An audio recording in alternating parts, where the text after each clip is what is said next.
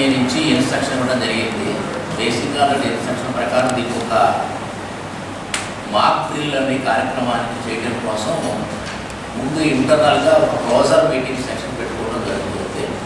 So దానికి సంబంధించిన state level నుంచి మనకి ఎన్డీఆర్కి సంబంధించినటువంటి టీం రావడం జరిగింది.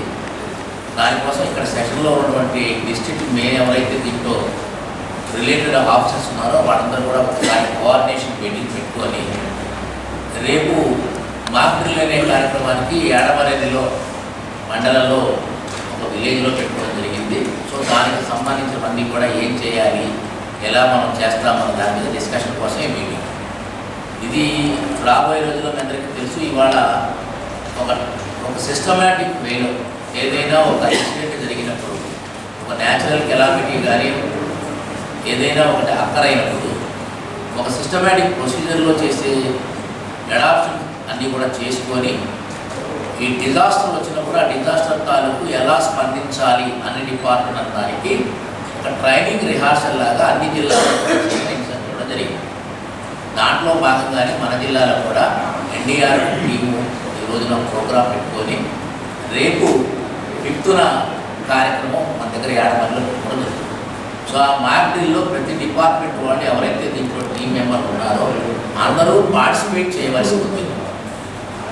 అంటే రేపు ఉదయం ఎప్పుడైనా సరే మన జిల్లాలో ఏదైనా ఇన్సిడెంట్ కానీ ఇంకొక కెలామిటీ కానీ ఏదైనా ప్రాబ్లం వచ్చినప్పుడు ఎలా మిటిగేట్ చేయాలి, హౌ టు రెస్పాండ్ ప్రాపర్లీ అనే దానికి ఒక సైంటిఫిక్ అప్రోచ్ ఎలా చేస్తామన్న దానికి ఒక రిహార్సల్, ఒక మాక్ డ్రిల్ ఇది అవసరం.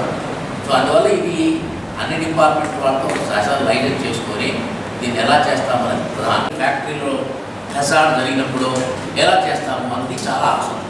సో ఇక్కడ ఉన్నటువంటి ఆఫీసర్స్ అందరూ కూడా ఆ కనెక్టివిటీతో కూడిన ఆఫీసర్ల మొత్తాన్ని పిలవడం జరిగింది. అలాగే అక్కడ ఉన్నటువంటి ఆ కెమికల్ ఫ్యాక్టరీలో ఏదైనా జరిగితే అక్కడ ఉన్నటువంటి పశువులకు సంబంధించిన అప్పగించినప్పుడు ప్రాణులకు కానీ ఏదైనా నష్టమైనప్పుడు పోలీసు వారు, రెవెన్యూ వారు వాళ్ళిద్దరూ మనుషుల ప్రాణాలకు సంబంధించి ఎటువంటి మెజర్స్ తీసుకోవాలి, లైవ్ స్టాక్ సంబంధించిన వాటిలో ఎలాంటివి తీసుకోవాలి, ఇలాంటివన్నీ కూడా ప్రాపర్ మెకానిజంతో నియర్ బై ఎక్కడైనా వాటర్ సోర్స్ ఉంటే ఆ వాటర్ సోర్స్ తీసుకునే విషయంలో కానీ ఇలాంటివన్నీ కూడా ఇంపార్టెంట్ కనెక్టివిటీ డిపార్ట్మెంట్తో కలిపాం. ఎలక్ట్రికల్ లోపల ఎలక్ట్రికల్ ఇంకేదైనా డ్యామేజ్ అవ్వకపోతే ఏం చేయాలి. So SC, MS, DCL, Transco major విభాగాలన్నీ కూడా కలిపి సమన్వయపరచుకోవడం కోసం మీటింగ్. సో మాక్ డ్రిల్ అనేది అందరూ తప్పనిసరిగా ఈ డిపార్ట్మెంటల్ పీపుల్ మొత్తం అటెండ్ అవ్వాలి. దాంట్లో సైన్ సిగ్నేచర్ చేయాలి. ఆ కాపీ ఎన్టీఆర్ వాళ్ళకి హైయర్ లెవెల్ వాళ్ళకి పంపించుకోవాలి. చేసేయా లేదా అని చెప్పి ఆ రిపోర్ట్ పంపించాలి. ఇదేంటంటే awareness, public awareness, at the same time మనకి అవేర్నెస్, డిపార్ట్మెంట్లో కోఆర్డినేషన్.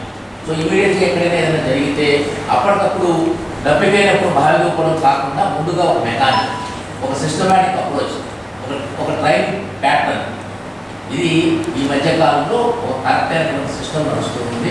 నెల్లూరు, చిత్తూరు వాటిలో వాళ్ళకి వర్షాకాలం సీజన్ మనకి హెవీ రైన్స్ పడతాయి. సో అందువల్ల మనకి ఇక్కడ ఇది కొంత అవసరం కూడా ఉంది.